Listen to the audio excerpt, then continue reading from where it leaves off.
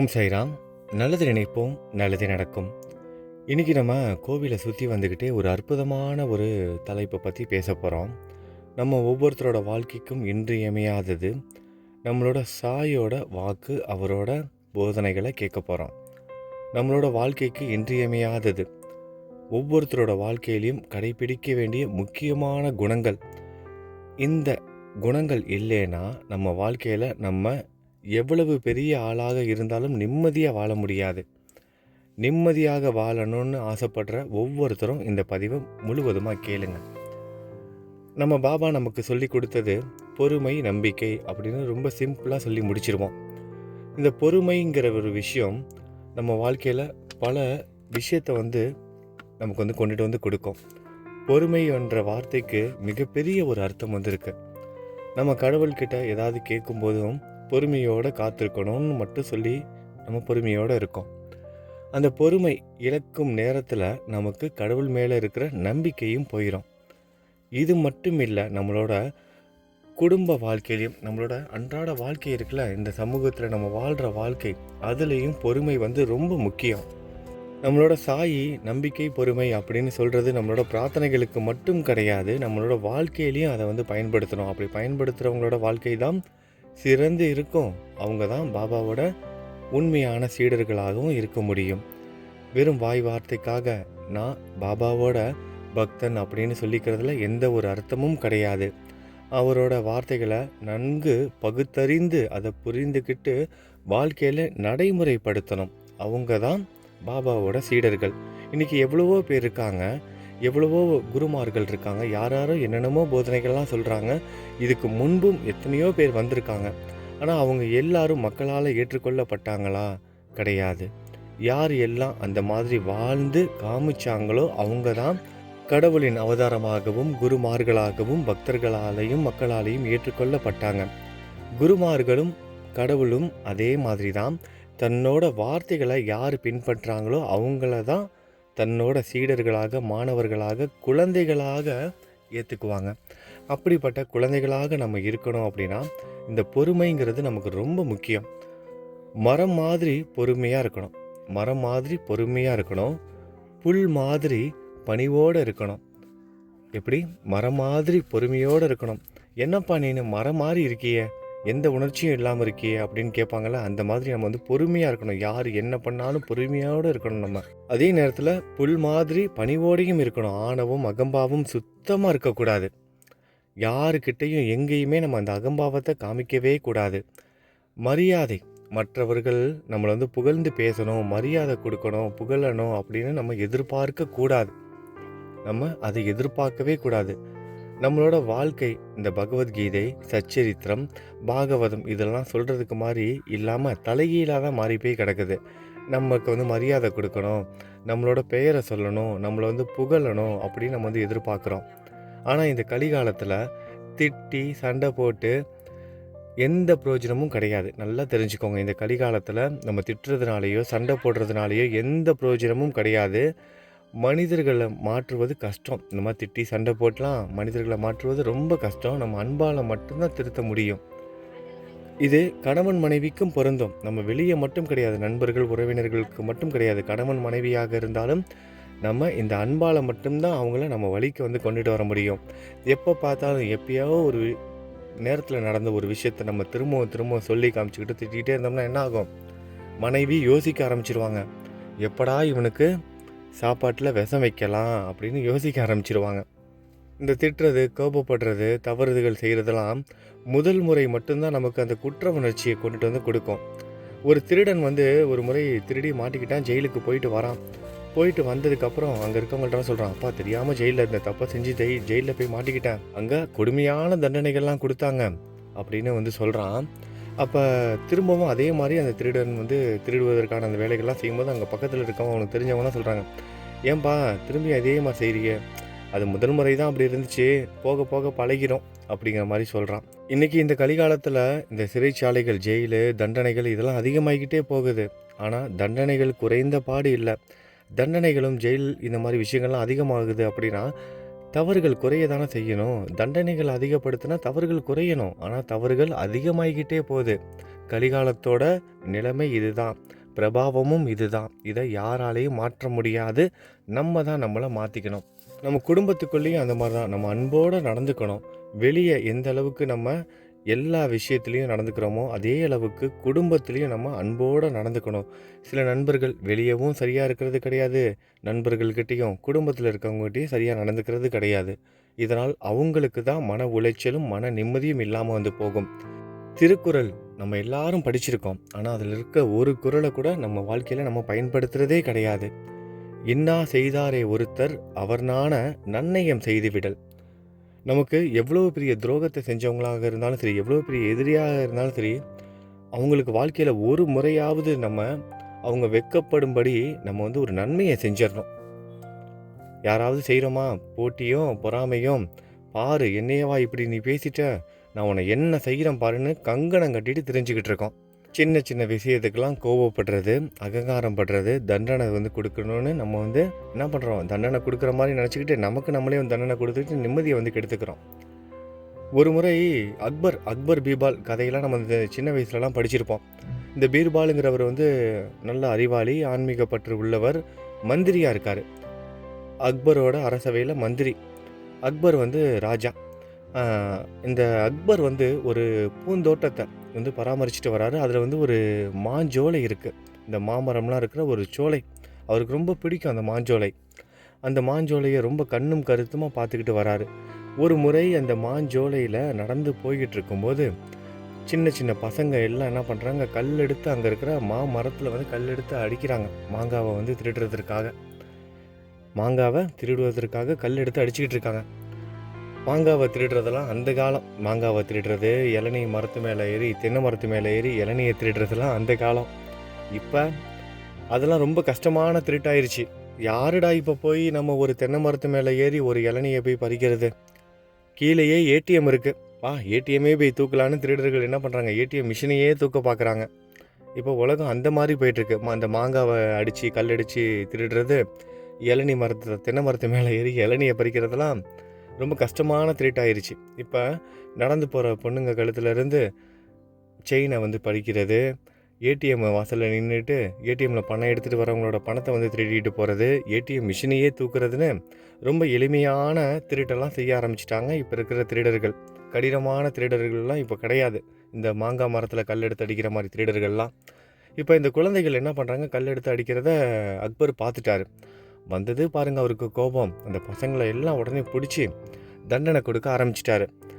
கையை தூக்கிட்டு நிற்கிறது, தோப்பு கரணம் போடுறது, முட்டி போட்டுட்டு நிற்க வைக்கிறது, இந்த மாதிரி தண்டனையெல்லாம் கொடுத்துக்கிட்டு இருக்காரு. அப்போ அந்த நேரத்தில் அந்த மந்திரி பீர்பால் அங்கே வராரு. அதை பார்த்து அவருக்கு ரொம்ப கோபமாயிடுச்சு. என்னடா இந்த சின்ன பசங்களுக்கு போய் அக்பர் வந்து இவ்வளோ பெரிய தண்டனை கொடுக்குறாரே ராஜான்னு மன வருத்தத்தோடையும் கொஞ்சம் கோபமாகவும் அப்படியே வராரு. வந்தவர் என்ன பண்ணுறாரு, நேராக போய் அந்த மரத்துக்கு போயிட்டு வணக்கம் செலுத்துறாரு. தலை தாழ்ந்து இரு கைகளை கூப்பி வணக்கம் செலுத்துறாரு. அக்பர் பார்த்து கேட்குறாரு, என்ன உனக்கு என்ன பைத்தியம் பிடிச்சிருச்சா? உன்னோட ராஜா நான் இங்கே இருக்கேன், என்னை விட்டுட்டு அந்த மரத்துக்கு போய் மரியாதை செலுத்துற அப்படின்னு அக்பர் கேட்குறாரு. அதற்கு அந்த பீர்பால் மந்திரி சொல்கிறாரு, இன்னைக்கு உங்களை விட அந்த மாமரம் வந்து ரொம்ப உயர்ந்ததாக எனக்கு தெரியுது, உங்களை விட அந்த மாமரம் இப்பொழுது உயர்ந்து விட்டது அப்படின்னு சொல்கிறாரு.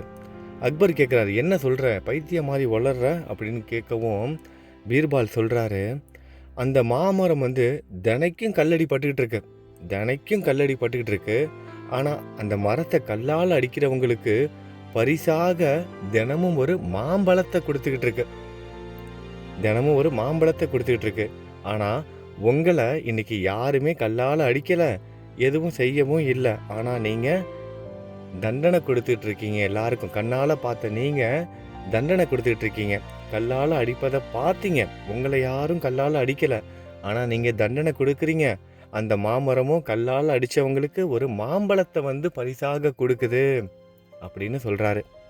நம்மளை யாரெல்லாம் இகழ்ந்து பேசுகிறாங்களோ, நம்மளை யாரெல்லாம் மரியாதை இல்லாமல் பேசுகிறாங்களோ அவங்களுக்கு ஒரு மாம்பழத்தை பரிசாக கொடுத்துருவோம். சரிங்களா? ஒரு மாம்பழத்தை பரிசாக கொடுத்துருவோம். உடனே நாளைக்கு காலையில் யாராவது திட்டினாங்கன்னா உடனே மாம்பழம் வாங்க போய் நிற்காதீங்க. சொல்கிறத புரிஞ்சுக்கணும், சரிங்களா? ஏன்னா நிறைய குழந்தைகள் கூட இந்த கதையை வந்து கேட்டுட்ருப்பீங்க. அதுக்காக தான் சொல்கிறேன். அதாவது அவங்க சந்தோஷப்படும் வகையில் இனிப்பான சொற்களை மட்டுமே தான் நம்ம சொல்லணும். போட்டி போடக்கூடாது, பொறாமப்படக்கூடாது. முக்கியமாக, என்ன நீ பேசிட்டியா, நான் உன்னை என்ன செய்கிறேன் பாரு அப்படின்னு கங்கணம் கட்டிட்டு நிற்கக்கூடாது. இந்த குழந்தைகள்லாம் பெற்றோர்களை ஒரு சில செயல்களாலையும் சொற்களாலையும் புண்படுத்துவாங்க. ஒரு சில வார்த்தைகளால் புண்படுத்திடுவாங்க. ஒரு வயதுக்கு மேலே வளர்ந்து வந்ததுக்கப்புறம் என்ன பண்ணுறாங்க, புண்படுத்துகிற மாதிரி பேச்சு, சொற்கள், அது மட்டும் இல்லாமல் ஒரு சில செயல்களாலையும் வந்து புண்படுத்துவாங்க. ஆனால் பெற்றோர்கள் அந்த மாதிரி சிந்திக்கவே மாட்டாங்க. இப்படி பேசிச்சு நம்மளோட பையனும் நம்மளோட மகளும், என்னோட மகளோட வாழ்க்கை வந்து வீணாக போகணும், என்னோட பையன் வந்து வீணாக போயிடணும் அப்படின்னு நினைக்க மாட்டாங்க. நல்லா இருக்கணும்னு தான் நினைப்பாங்க. அந்த குழந்தைகள் என்ன தவறுகள் செய்தாலும், எவ்வளவு கொடுஞ்சொற்கள் செய்தாலும், எவ்வளவு தவறான செயல்கள் செய்தாலும், தன்னோட மகனும் மகளும் தன்னோட குழந்தைங்க நல்லா இருக்கணும்னு தான் நினைப்பாங்க. இந்த குணம்தான் ஆன்மீகத்துக்கும் தேவை. அவங்க மதிக்கலை, இவங்க மதிக்கலை, அது பண்ணலை, இது பண்ணலைன்னு நம்ம எதிர்த்து நிற்கக்கூடாது. யார் எப்படி நடந்துக்கிட்டாலும் சரி, நம்ம பொறுமையோடு இருக்கணும். இந்த உலகத்தில் நம்மளை நாய் கூட மதிக்காது. அப்படி இருந்தாலும் நம்ம பொறுமையாக தான் இருக்கணும். நமக்குன்னு ஒரு நேரம் வரும், பொறுமையோடு இருக்கணும். எந்த அளவுக்கு பொறுமையோடு இருக்கணும்னா, புத்தர் அழகாக ஒரு விஷயத்தை வந்து சொல்லியிருக்காரு. ஒருத்தன் நடந்து போனானா, நடந்து போகும்போது அங்கே வந்து ஒரு பூச்செடி இருக்குது. ரொம்ப அழகான ஒரு பூத்து அந்த பூவை பறித்து அது பாட்டு செடியில் ரொம்ப அழகாக இருக்குது. அது பாட்டு இருக்குது. எப்படி நம்ம பாட்டு நம்ம வேலையை செஞ்சு நம்ம பாட்டு இருப்போம். அந்த மாதிரி அந்த பூ அழகாக அது பாட்டு இருக்குது. யாருக்கும் எந்த ஒரு தொந்தரவும் கொடுக்காம அது பாட்டு இருக்குது. நடந்து போனவன் என்ன செஞ்சுருக்கான், அந்த பூவை பறித்து கசக்கி தூக்கி போட்டுட்டான். அந்த பூ கசங்கி போயிருச்சு, வீணாக போயிருச்சு. ஆனால் அதை கசக்கி எரிஞ்சான் பாருங்களேன், அவனோட கையில் அந்த பூவோட மனம் வந்து ஒட்டிக்கிச்சு. அவனோட கை இப்போ வாசனை ஆகிருச்சு. அந்த பூ மாதிரி நம்மளை யாராவது இழிவுபடுத்துகிறவங்களுக்கு கூட நம்ம நல்ல மனத்தை தான் கொடுக்கணும், நல்ல இதை தான் செய்யணும். என்னடா என்னை பார்த்து இப்படி ஒரு வார்த்தை பேசிட்டியே, யாராவது ஒருத்தங்க வந்து சொல்லிடக்கூடாது, உங்களை பற்றி இவங்க இதை சொல்லிட்டாங்க, இப்படி பேசிட்டாங்க, உங்களுக்கு தெரியுமா அப்படின்னு. பல விஷயங்கள் இப்படி தான் நடக்கும். உங்களை பற்றி ஒருத்தங்க இப்படி பேசுகிறாங்க, நேற்று கூட அவங்க கூட நீங்கள் நல்லா பேசிகிட்டு இருந்தீங்க, நீங்கள் எவ்வளோ நல்லது செஞ்சுருக்கீங்க, உங்களை பற்றி இவங்க இப்படி பேசுகிறாங்களே, நீங்கள் அவங்களுக்கு என்ன துரோகம் செஞ்சீங்க அப்படின்னு யாராவது வந்து ஏதாவது சொல்லி விட்டுட்டு போயிடுவாங்க. உடனே நம்ம என்ன பண்ணுவோம், பொறுமை இழந்து உடனே ஃபோன் பண்ணுறது, உடனே ஃபோன் பண்ணி நம்ம அவங்களுக்கு அர்ச்சனை செய்ய ஆரம்பிச்சிடுவோம். இப்படி எல்லா நேரத்துலையும் நம்ம அவசரப்பட்டு பேசும்போது நம்மளோட பேச்சுக்கு முக்கியத்துவம் இல்லாமல் போயிடும். என்னடா என்ன யாரையும் திட்டலையே, என்ன யாரையும் எதுவும் செய்யலையே, இன்றைக்கி நாள் ரொம்ப சுவாரஸ்யமாக இல்லையே அப்படிங்கிற மாதிரி இருக்கணும். நம்ம எப்படி, என்னடா இன்றைக்கி நம்ம யாரையும் திட்டலையே, நம்மளை யாரையுமே திட்டவே இல்லையே, இன்றைக்கி யாரும் நம்மளை பற்றி எதுவும் தப்பாகவே பேசலை, இன்றைக்கி நாள் சுவாரஸ்யமே இல்லாமல் இருக்குது அப்படின்னு நம்ம கொஞ்சம் பொறுமையாக இருக்கணும் எல்லா நேரத்துலையும். இப்படி நம்ம பொறுமையாக இந்த காரசாரமான பேச்சுகள்லேருந்தெல்லாம் விலகி நம்மளை யார் என்ன இழிவு செய்தாலும் கொஞ்சம் பொறுமையாக அப்படியே பொறுமை காத்து வரும்போது, முக்கியமான விஷயத்தில் நீங்கள் பேசும்போது உங்களோட வார்த்தைகள் எடுபடும். எல்லா நேரத்துலையும் நம்ம ரியாக்ட் பண்ணிக்கிட்டே இருக்கோம், எதிர்த்து பேசிக்கிட்டு இருக்கோம், நியாயப்படுத்திக்கிட்டு இருக்கோம் அப்படிங்கிறத விட முக்கியமான தருணத்தில் நம்ம பேசும்போது நம்மளோட பேச்சு வந்து எடுபடும் அந்த இடத்துல. இப்போ சொல்லுங்கள் பார்ப்போம், இந்த மாதிரி நீங்கள் பொறுமையோடு இருக்கீங்களா? யாராவது ஏதாவது சொல்லிட்டா உடனே யாரெல்லாம் ஃபோன் பண்ணி அவங்கள்ட்ட வந்து பேசணும்னு நினச்சி சண்டை போடுவீங்க, இல்லை உங்கள் முன்னாடி இருந்தாங்கன்னா உடனே அதை கேட்டுறணும். என்னை பார்த்து எப்படி இந்த கேள்வி கேட்டால் உடனே அதை நியாயப்படுத்தணும், விளக்கம் கொடுத்தே ஆகணும், என்ன நிரூபித்து ஆகணும் அப்படின்னு உங்களை நீங்களே கட்டாயப்படுத்திக்கிட்டு உடனடியாக நாக்கப்படுங்கிற மாதிரி 4 கேள்வியாவது அவங்கள கேட்டுறணுன்னு எத்தனை பேர் கேட்டுட்ருக்கீங்க? பொறுமையோடு இருக்கீங்களா? யாரையாவது உங்களுக்கு திட்டணும் போல் இருக்குது, யாராவது உங்களை பற்றி தப்பாக பேசிட்டாங்க, அவங்களுக்கு பதிலடி கொடுத்தே ஆகணும், அவங்கள 2 வார்த்தை நாக்கப்படுங்கிற மாதிரி பேசி ஆகணும்னு வச்சுக்கோங்க, உடனே டைரி எடுங்க. இன்றைக்கி நான் ரொம்ப பிஸியாக இருக்கேன், இன்றைக்கி நான் கொஞ்சம் பிஸியாக இருக்கேன், நான் அடுத்த வாரம் புதன்கிழமை அன்னைக்கு அவங்கள திட்ட போகிறேன் அப்படின்னு எழுதி வச்சுக்கோங்க. கொஞ்சம் கால தாமதம் வந்து ஏற்படுத்துங்க, கொஞ்சம் கால நேரத்தை கொடுங்க. அது உங்கள் மனசில் இருக்கிற குரோதத்தையும் கோபத்தையும் கடுமையான சொற்கள்லேருந்து உங்களை பாதுகாக்கும். கோபத்தாலும் சண்டையாலும் வாக்குவாதத்தாலும் போராலும் தோற்று தான் போயிருக்காங்க, யாரும் ஜெயிச்சது கிடையாது. புராண கதைகள்லையும் இதிகாசங்கள்லையும் கூட பொறுமை இழந்தவங்களோட நிலைமையை நம்ம நல்லா படிச்சிருக்கோம், கேள்விப்பட்டிருக்கோம். நம்மளோட சத்குருவும் நமக்கு இந்த நம்பிக்கை பொறுமை அப்படிங்கிற விஷயத்த சொல்கிறாரு. நம்பிக்கை பொறுமை அப்படிங்கிற விஷயம் நம்மளோட அன்றாட வாழ்க்கையில் நம்ம கடைபிடிக்கணும். பொறுமை எங்கே குறைப்படுதோ, பொறுமை எங்கே இல்லாமல் போகுதோ, அது நம்ம குரு மேலேயா இருக்கட்டும், நம்ம வணங்குற கடவுள் மேலேயா இருக்கட்டும், இல்லை நம்ம கூட வாழ்ந்துக்கிட்டு இருக்கவங்க கூட நம்ம பொறுமை இழந்து பேசும்போதாக இருக்கட்டும், அந்த இடத்துல எல்லாம் நம்பிக்கை இல்லாமல் போயிடும். பொறுமை இருக்கும் இடத்துல தான் நம்பிக்கை இருக்கும். நம்பிக்கையும் பொறுமையும் இருக்கிற இடத்துல தான் கடவுளும் இருப்பார், உங்கள் சாயும் இருப்பார். சாயோட போதனைகளை பின்பற்றுறவங்க இதை புரிஞ்சுக்குவாங்க. நல்லது நினைப்போம், நல்லதே நடக்கும். ஓம் சாய்ராம்.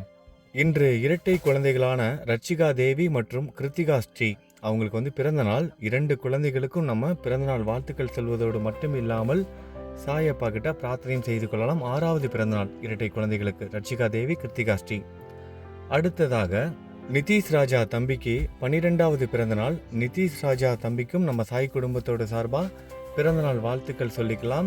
அவரோட எதிர்காலத்துக்காகவும் நம்ம எல்லாரும் பிரார்த்தனை செய்து கொள்ளலாம். அடுத்ததாக சகானா பாப்பாவுக்கு முதல் பிறந்தநாள். சகானா பாப்பாவுக்கும் நம்ம எல்லாரும் பிறந்தநாள் வாழ்த்துக்கள் சொல்லிக்கலாம். சகானா பாப்பாவோட எதிர்காலத்திற்காகவும் நம்ம எல்லாரும் பிரார்த்தனையும் செய்து கொள்ளலாம். இவங்க மட்டும் இல்லாமல் இன்றைக்கி வேறு யாரெல்லாம் நம்ம சாய் குடும்பத்தில் பிறந்தநாள் கொண்டாடுறாங்களோ அவங்க எல்லாருக்கும் பிறந்தநாள் நல்வாழ்த்துக்கள். மெசேஜ் அனுப்பியிருப்பீங்க ஒரு சில நண்பர்கள். பேர்கள் ஏதாவது விட்டு போயிருந்துச்சுன்னா தவறாக எடுத்துக்க வேணாம். திருமண நாள் கொண்டாடுற தம்பதிகளுக்கு திருமண நாள் நல்வாழ்த்துக்கள். நல்லது நினைப்போம், நல்லதே நடக்கும். ஓம் சாய்ராம்.